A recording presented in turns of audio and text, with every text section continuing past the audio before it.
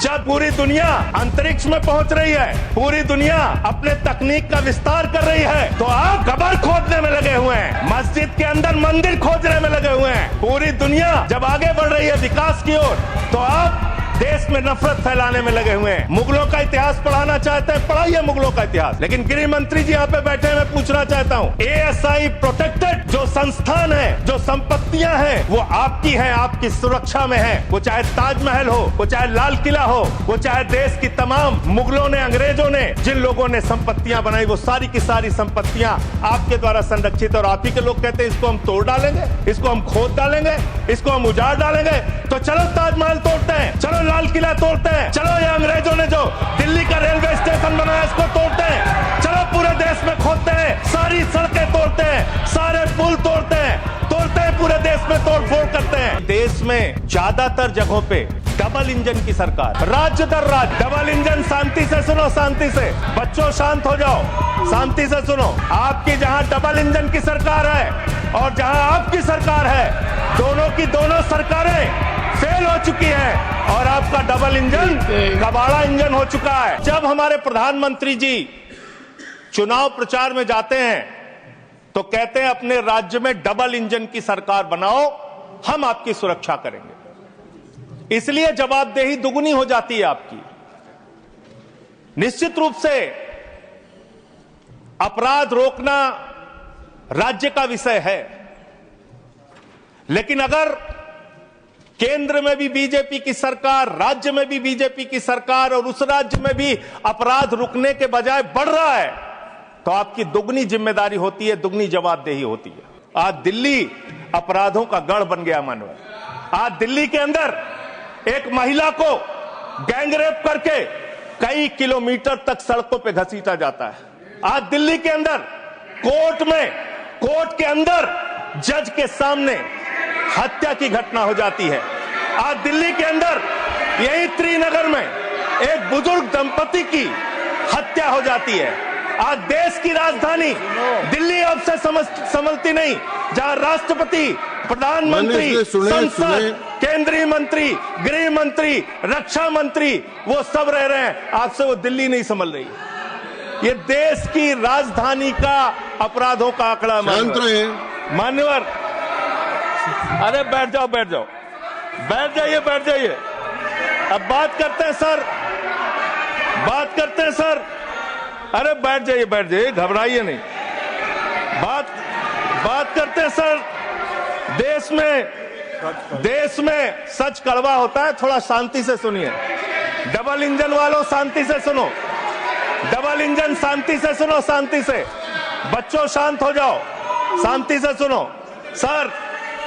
Sir पूरे देश में अगर आप अपराधों को देखेंगे, क्राइम अगेंस्ट वुमेन 2021 की तुलना में 2022 में 4,45,256 घटनाएं, 4% की वृद्धि।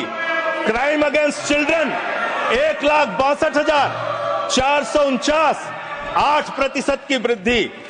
क्राइम अगेंस्ट किडनैपिंग की घटना, क्राइम अगेंस्ट दलित, क्राइम अगेंस्ट शेड्यूल कास्ट 57,582 घटनाएं पूरे देश में दलितों के ऊपर अत्याचार की हुई। और मान्यवर 13% की वृद्धि दलितों के ऊपर अत्याचार में हुई है। क्राइम अगेंस्ट एसटी 10,064 घटनाएं हुई, 14% की वृद्धि। मान्यवर ये आंकड़े ये चिल्ला के कह रहे हैं कि देश आपके हाथों में सुरक्षित नहीं है। आपकी जहां डबल इंजन की सरकार है और जहां आपकी सरकार है, दोनों की दोनों सरकारें फेल हो चुकी हैं और आपका डबल इंजन कबाड़ा इंजन हो चुका है। वो काम करना बंद हो चुका है, फेल हो चुका है आपका इंजन। और अब सवाल आता है मान्यवर, अपराध कैसे रुकेंगे? अपराध करने वाले लोग कौन है? अपराध फैलाने वाले लोग कौन है? कम्युनल वायलेंस के मामले में 2019 से 2024 की तुलना अगर आप करेंगे, 94% की वृद्धि हुई है मान्यवर। 94% देश में सांप्रदायिक दंगों में वृद्धि हुई है, ये आंकड़े हैं। और कम्युनल वायलेंस क्यों हो रहे हैं? आप देश भर में भड़काऊ भाषण देते हैं, आपके लोग नफरती बातें करते हैं, आपके लोग जब पूरी दुनिया अंतरिक्ष में पहुंच रही है, पूरी दुनिया अपने तकनीक का विस्तार कर रही है, तो आप कब्र खोदने में लगे हुए हैं, मस्जिद के अंदर मंदिर खोजने में लगे हुए हैं। पूरी दुनिया जब आगे बढ़ रही है विकास की ओर, तो आप देश में नफरत फैलाने में लगे हुए हैं। अगर आप इतिहास पढ़ाना चाहते हैं, मुगलों का इतिहास पढ़ाना चाहते हैं, पढ़ाइए मुगलों का इतिहास। लेकिन गृह मंत्री जी यहां पे बैठे हैं, मैं पूछना चाहता हूं, ASI प्रोटेक्टेड जो संस्थान है, जो संपत्तियां हैं, वो आपकी हैं, आपकी सुरक्षा में है।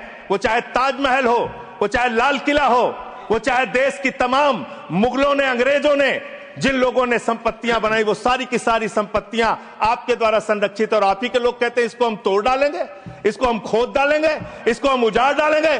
तो चलो ताजमहल तोड़ते हैं, चलो लाल किला तोड़ते हैं, चलो ये अंग्रेजों ने जो दिल्ली का रेलवे स्टेशन बनाया इसको तोड़ते हैं, चलो पूरे देश में खोदते हैं, सारी सड़कें तोड़ते हैं, सारे पुल तोड़ते हैं, पूरे देश में तोड़फोड़ करते हैं।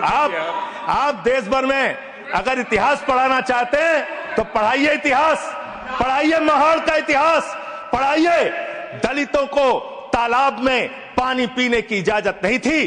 किस मुसलमान ने कहा था हाड़ी में बांध के दलितों को सामने हाड़ी बांध के चलना पड़ेगा? किस मुसलमान ने कहा था हमारे बगल में बैठ के दलित खाना नहीं खा सकता? किस मुसलमान ने कहा था दलितों को मंदिर के अंदर प्रवेश वर्जित है? किस मुसलमान ने कहा था, किस मुसलमान ने कहा था कि जानवर तालाब में पानी पी सकता है लेकिन दलित समाज का व्यक्ति पानी नहीं पी सकता? अब आप अगर इतिहास पढ़ाना चाहते हैं, पढ़ाइए देश भर में इतिहास। और आज अंतिम में खत्म कर रहा हूं सर, और एक बात आप लोग बार बार बांग्लादेश का राग आलापते हैं। अरे भैया, 11 साल से इस देश में सरकार है नरेंद्र मोदी जी की, गृह मंत्री अमित शाह जी, और बॉर्डर लगता है वेस्ट बंगाल से, त्रिपुरा से, आसाम से।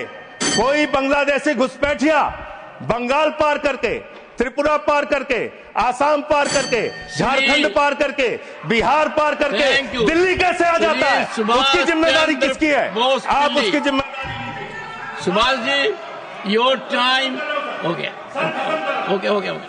No I can't extend time. Subhash ji please start. Okay 20 second sir, 30 second sir.